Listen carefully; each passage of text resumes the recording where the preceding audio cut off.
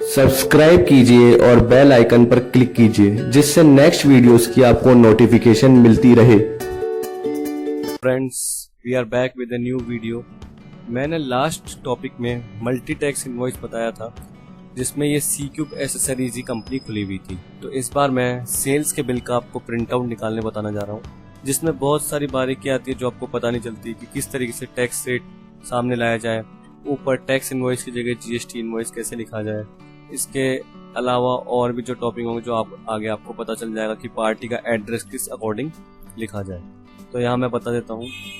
Display में day book में हम जाते हैं और ये जो शाहिद ऑटोमोबाइल्स पिछले मल्टी टैक्स इनवॉइस की वीडियो आप देख सकते हैं जो मैंने की थी, और इसमें मैंने पार्टी का एड्रेस नहीं लिखा था, तो वो मैं कंट्रोल एंटर करके शाहिद ऑटोमोबाइल्स में एड्रेस लिख सकता हूँ, जो कि मैंने यहाँ लिख दिया है 451 बापू बाजार जयपुर। यहाँ मैंने पिन कोड लिख दिया है जो भी है। जब मैंने पहले डिटेल आपको बताई थी तो Chrome helmet indicator guard set पे मैंने 28% और क्रोम हेलमेट पे 18% और इंडिकेटर गार्ड सेट पे 28% रेट डाल दी थी। वही मैं रेट आपको बताने जा रहा हूँ कि ये प्रिंट आउट में सारा पार्ट कैसे शो होगा। तो ये आपका सेल्स का बिल दे रखा है। तो इसमें सबसे पहले मेन बात होती है कि जब भी आप कंपनी का नाम देख रहे हैं जो C-Cube एसेसरीज है, इसके इन्फो में जाके आप देख ले कि एड्रेस फिल किया है या नहीं किया गया। तो एड्रेस में जाने के लिए क्या करना पड़ेगा, आपको कंपनी इन्फो दे रखा है, ये आप दबा देंगे Alt F3 के थ्रू। फिर आप अल्टर में जाएंगे। अल्टर का मतलब होता है चेंज करना। तो यहाँ हम कंपनी की इन्फो यानी उसके एड्रेस या डिटेल में चेंज कर रहे हैं। हम इनका नाम भी चेंज कर सकते हैं और यहाँ हम नाम चेंज नहीं करेंगे। तो ये एड्रेस मैंने फिल कर दिया है यहाँ, जो मैंने पहले फिल नहीं किया था, लेकिन प्रिंट आउट निकालने के लिए मैंने ये सारी detail website, fax number, email, phone number fill कर दिए हैं। इसको सेव करने के लिए आप एंटर भी कर सकते हैं और कंट्रोल A का भी यूज कर सकते हैं।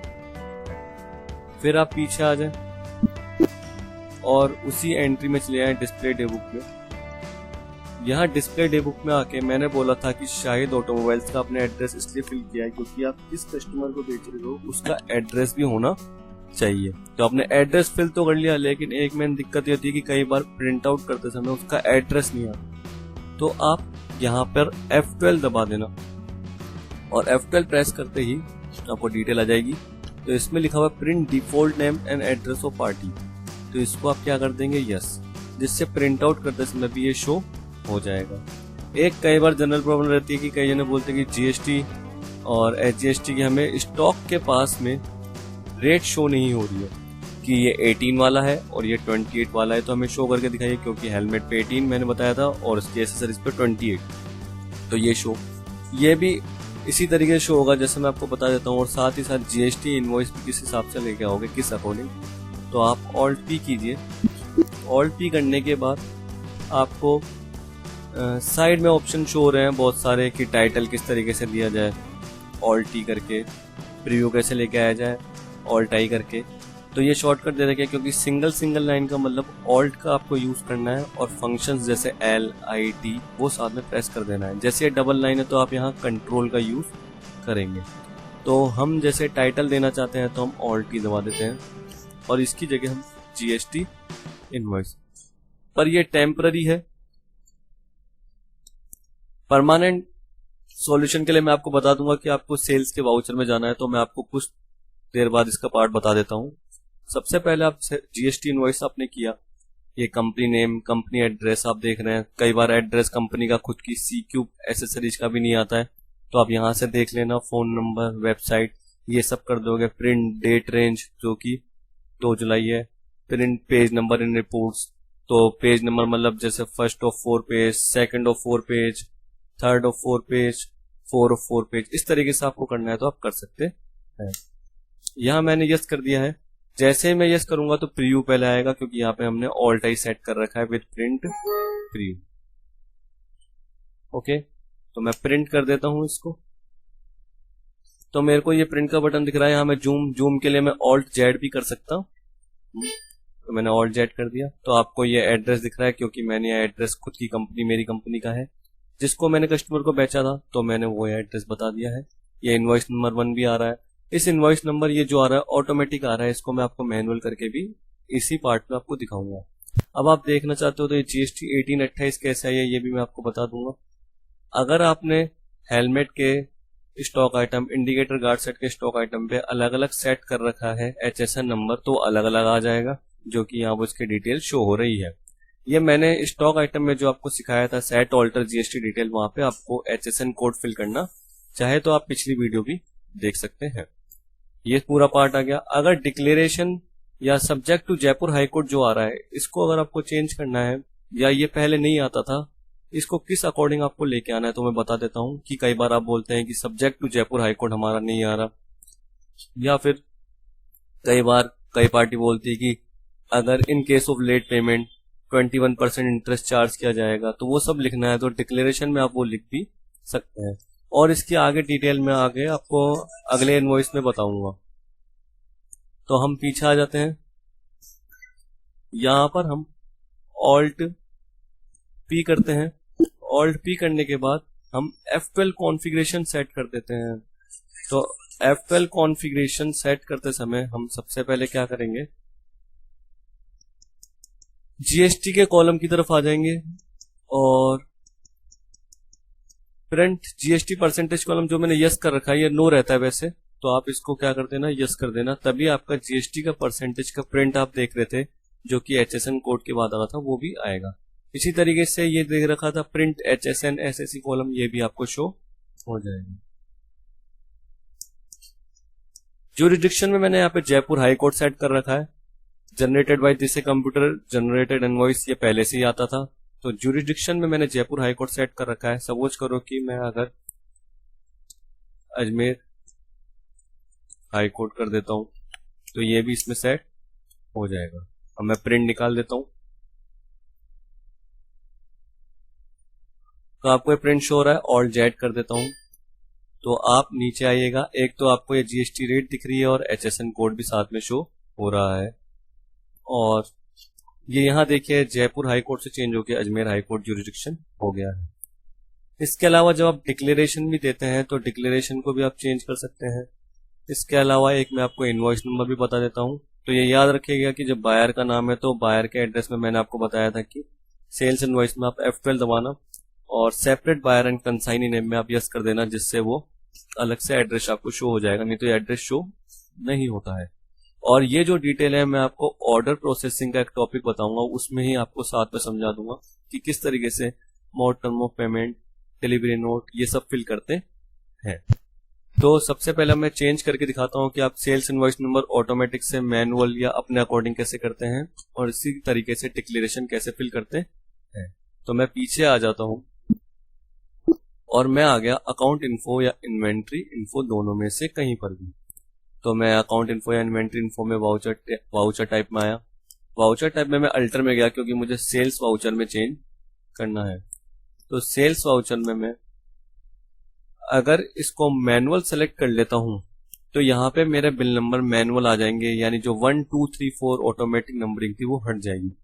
लेकिन मैं चाहता हूं कि ऑटोमेटिक के साथ मेरे अकॉर्डिंग बिल नंबर रहे कि 102 से चालू हो, 201 से चालू हो।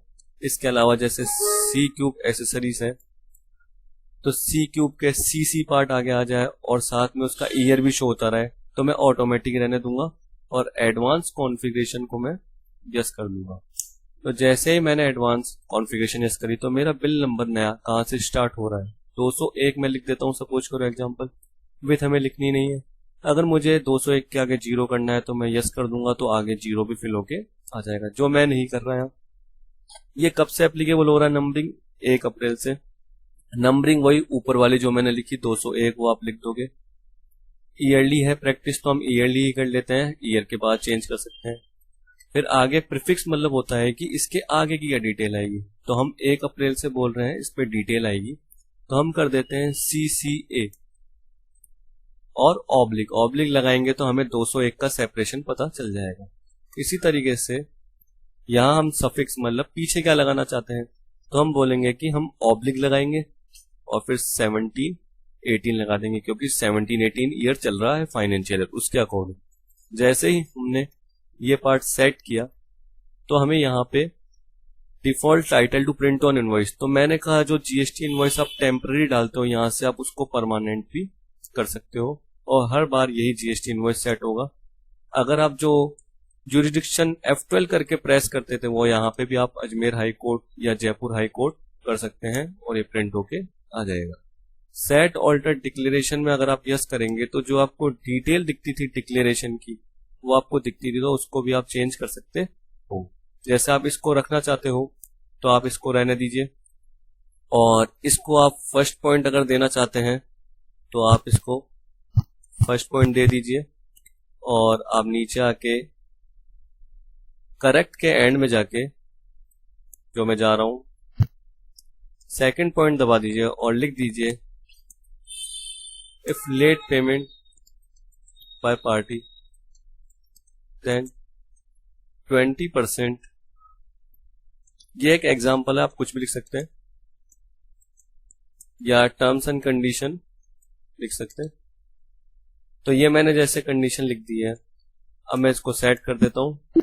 मैं वापस बिल में आता हूं, अब तो मैं वही डिस्प्ले डे बुक से या पीएनएल अकाउंट से सेल्स बिल में चले जाऊंगा।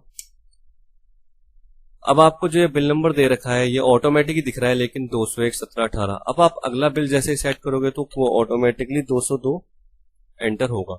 तो मैं ऑल्ट पी दबाता हूं और यहाँ आपको जीएसटी इनवॉइस शो हो जाती है, वो भी शो हो रही है।